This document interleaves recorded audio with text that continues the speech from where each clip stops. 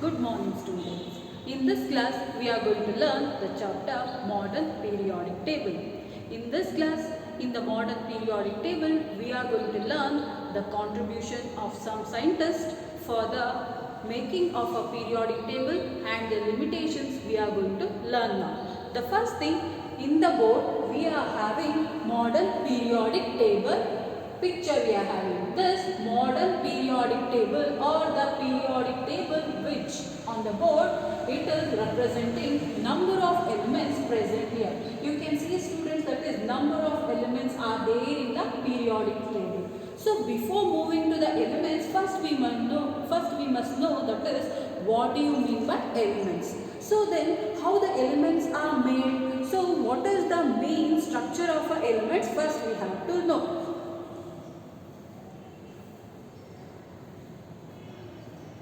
How did the word Anu came into existence? An Indian philosopher, Maharshi Kannada. Students, you might have heard that scientist Maharshi Kannada in your 8th standard, right? Maharshi Kannada is a scientist to introduce the term that is atom or even Paramanu. So an Indian philosopher, Maharshi Kannada, postulated that if we go on dividing matter, that is padarth or any other material which we are using, if we are going to keep on dividing, we shall get a smaller and smaller particles.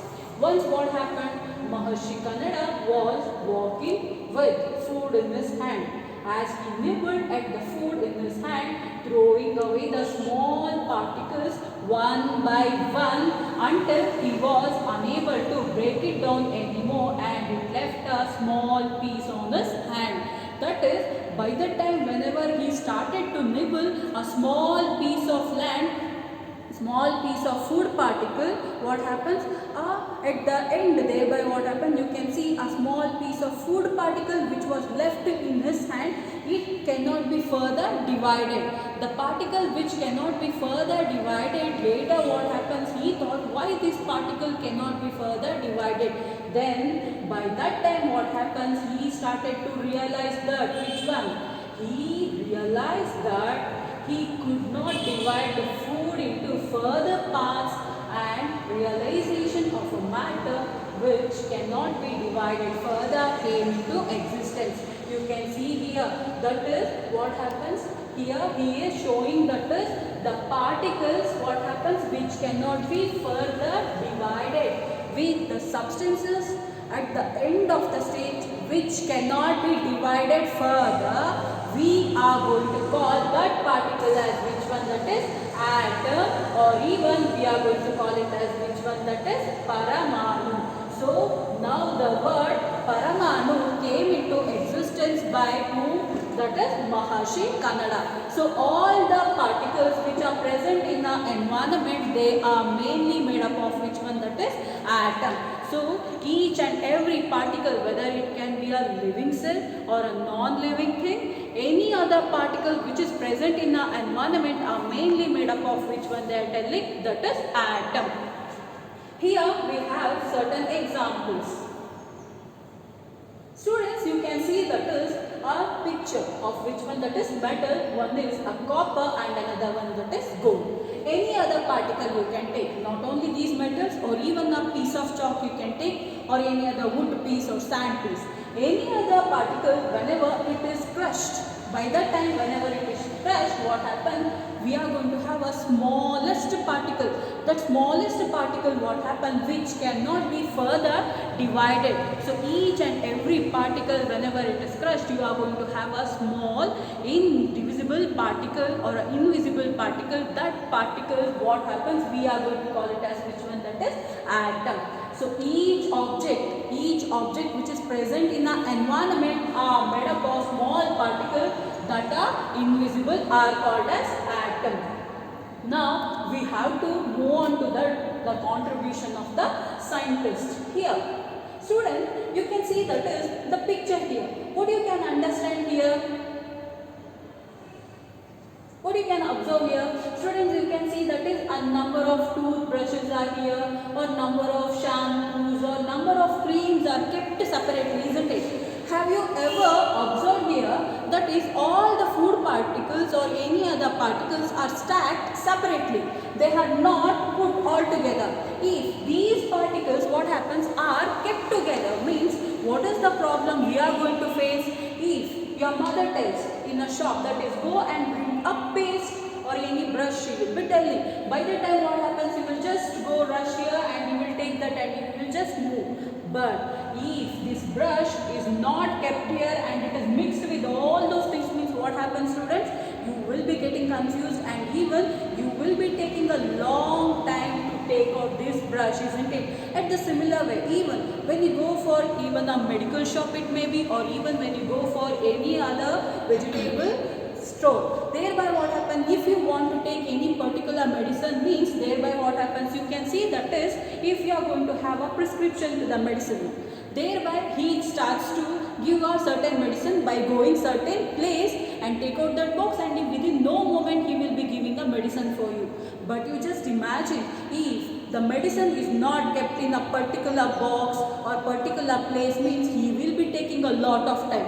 So from all these, what we can understand from all these things, we can say that is the things, if they are kept according to their manner, or if the things are classified in a regular manner, means thereby what happens, we can easily collect those substances and we can utilize. So thus what happens, by utilizing these number of techniques in the periodic table, we are going to have number of elements in the earth. So here the main thing for the classification of a periodic table, it is nothing but making order of a charts, that is nothing but regarding their chemical and physical properties, what happens, they are going to classify into number of elements. Now we have to move on to the first scientist who has been given the contribution for the classification of periodic table. The first one we are going to see, that is a Dauberiner law of triads. In the year 1817, John Wolfgang Dauberiner, a German chemist, tried to arrange the elements with similar properties into groups. He identified some groups having 3 elements each. So he called these groups as which one, that is triads. So they are telling which one. The elements triads are nothing but, thereby we can see that is which one, elements are made up of how many number of group, that is 3 number, that is 3 elements. Here we are having an examples also. Hereby you can see that is Dauberiner showed that when the 3 elements in a triads were written in the order of increasing atomic masses. They are telling again which one, when the substances are arranged in an increasing atomic number, not they are saying, but in the increasing mass number they are saying, isn't it? So thereby whenever these elements are kept according to their atomic masses, thereby they are telling the atomic mass of the middle element was roughly the average of atomic masses of other two. For example, here we have to take that is chlorine, bromine and iodine. So here they are telling the atomic mass of which one, that is chlorine and iodine, whenever they are added, so thereby what happens, their rough atomic masses will be equal to which one they are telling, bromine. That's what they are telling, the atomic mass of a middle element was roughly the average mass of which one they are telling, other 2 elements such as chlorine and even that is iodine. Here we have certain examples, that is group A elements and group B elements, and even we are having group C elements. In this one we have to see that is which one is going to possess or which one is going to have the Dauberiner's law of triads. We shall first look at the examples such as which one, that is chlorine, bromine and iodine.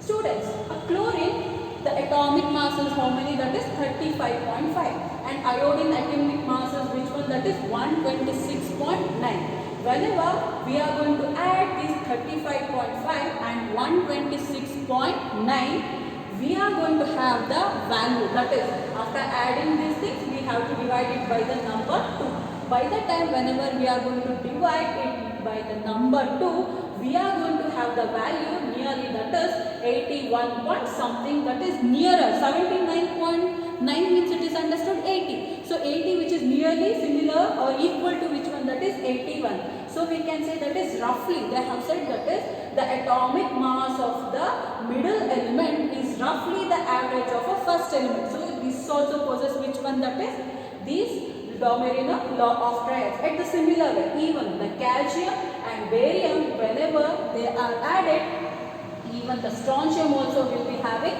the roughly average value. So this one also possesses the law of triads, and the group C also possesses the law of triads. But when we move on to this nitrogen, phosphorus and arsenic, thereby whenever we are going to add 14 and 79 the atomic masses of these things, what happens, you will not be getting the atomic nearly masses of 31. What happens, the masses is going to vary, that is nearly 40 you are going to get. So thereby we can say a lot of differences in which one they are telling, phosphorus. Thus so what happens, a group A elements, what happens, does not possess any kind of which one, that is Doberanus law of triads. So in this table what happens, we can easily come to a conclusion that whatever the Doberanus constructed a periodic table, it does not possess all elements are Doberanus law of triads. Only some elements have the quality of Doberanus law of triads, whereas some other did not have. Thus so what happens, we can directly say that is Doberanus law of triads was rejected. So in this class we have learnt about the contribution of this Doberanus law of triads. So in the next class we shall see that is the other class. Thank you.